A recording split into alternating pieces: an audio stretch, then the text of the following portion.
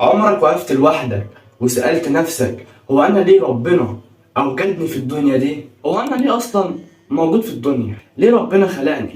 وهل ربنا خلقني صدفة كده؟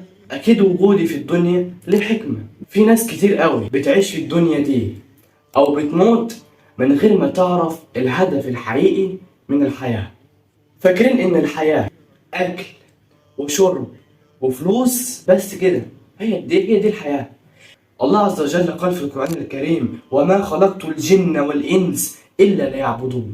يعني الهدف الحقيقي والأساسي إننا نعرف ربنا ونعبده ونعز زي ما هو عايز. والعبادة مش بس صلاة وصيام، العبادة هي كل عمل حلو تعمله لوجه الله. ابتسامتك، مساعدتك للناس، حتى الكلمة طيبة، كل دي عبادة. انت مش مخلوق صدفة، انت ربنا اختارك بعناية عشان تكون عبد صالح وتدخل الجنة. شارك الفيديو ده مع اي حد لسه بيدور على معنى حياتي وخليك سبب